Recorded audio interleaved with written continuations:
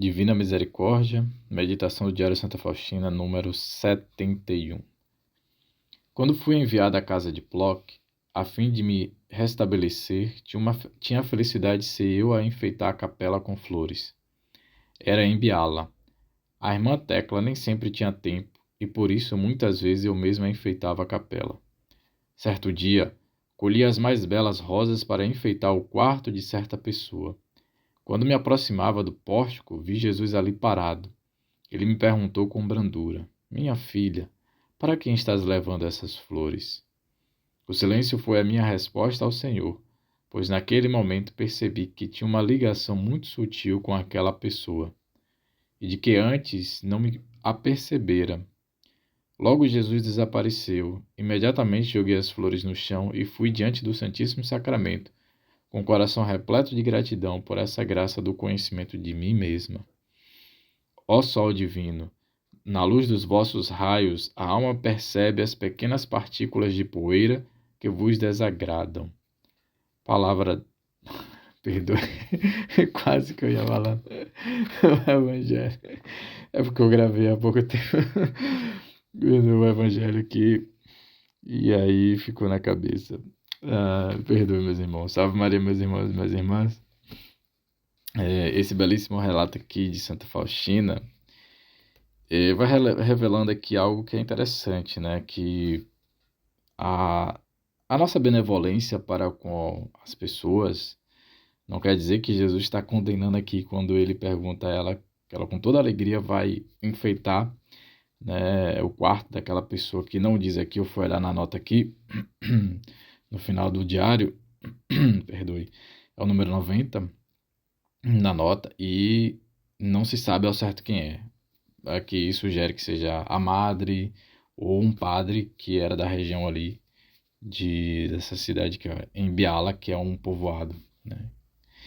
Então, quando Jesus fala, minha filha, para quem está levando essas flores? Não está, digamos, recriminando Santa Faustina por fazer essa benevolência a alguém, por um carinho que tem, todos nós temos por alguém, né? Mas, por ela ser uma santa muito mística, interior da alma, talvez ali, como ela diz aqui, agradece por conhecer a si mesma, talvez ela estava meio que exacerbando, né, demais, e trocando, talvez, em alguns momentos, né, a presença de nosso Jesus Cristo por aquela pessoa. Às vezes acontece isso com a gente, né? Às vezes a gente acaba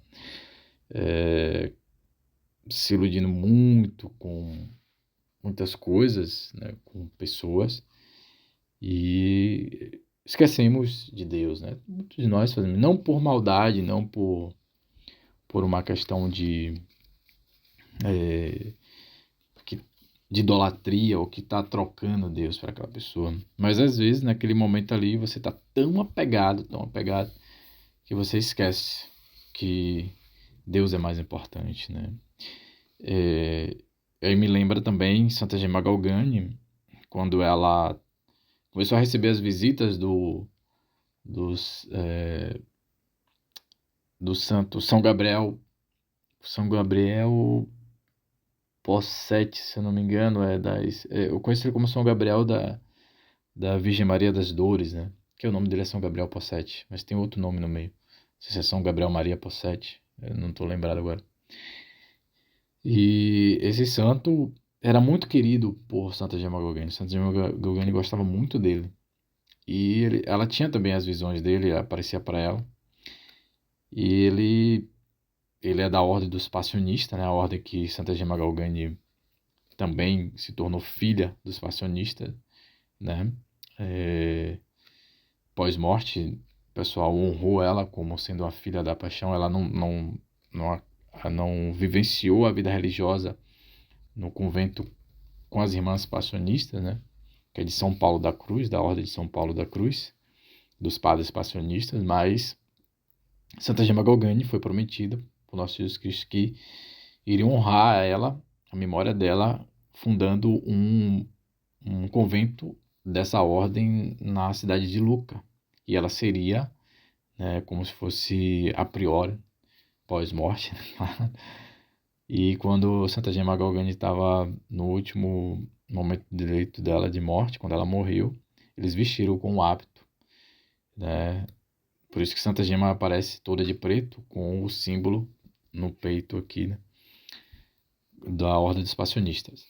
E tem muito bonito um relato que quando o São Gabriel aparece para ela, ela pede justamente uma relíquia dele para ela, né? E aí ele dá, se eu não me engano, acho que um pedaço, ele dá um detente a ela do da ordem passionista e dá, acho que um pedaço do osso do corpo dele, né? Para ela. Ou é um dente, eu não sei, algo, eu não tô me recordando exatamente qual é essa relíquia. E aí ela fica maravilhada com aquilo ali, para cima e para baixo, anda com aquela relíquia e reza. E aí chega um momento em que nosso Jesus Cristo aparece para ela, né? E fala com ela, aparece um pouco até severo, falando para ela que ela tá se apegando demais àquela relíquia e que não é bom para a alma dela, né? E aí ela acaba deixando de lado aquela relíquia, né? Não por menosprezar o santo, nem a relíquia, porque nós acreditamos na importância das relíquias do santo, mas o cuidado para não fazer da relíquia muitas vezes um amuleto, ou como um sacramental, às vezes a gente faz como amuleto, às vezes a gente, o que é que acontece, né, gente? Isso comigo às vezes também acontece. Eu saio, vou à rua, eu sempre saio com meu rosário rezando, né? É minha arma, como diz São Padre Pio. E às vezes quando eu esqueço que eu saio agitado ali, agoniado, de repente eu esqueci o texto em casa e eu acho que eu estou sem proteção. Acho, às vezes vem, passa na minha cabeça que eu estou sem a minha arma e agora não vou estar protegido. Aí eu, pera aí, Rafael, você está tratando o Santo Terço como um amuleto. Não é um amuleto. Reza mentalmente, reza contando, né? A oração nossa, a nossa vida tem que ser uma oração. O que a gente faz tem que ser uma oração. Então, esse relato de Santa Faustina é muito bem isso aqui. Às vezes, Santa Faustina, naquele momento ali, estava enaltecendo demais aquela pessoa, fazendo de tudo. Quantos de nós fazemos de tudo por alguém, né? E Deus, não agrada a Deus isso. E às vezes aquela pessoa ali vai e causa um desafeto a gente, né? E a gente lembra daquilo que nosso Jesus Cristo fala no Evangelho: infeliz do homem que acredita em outro, ou que confia em outro homem.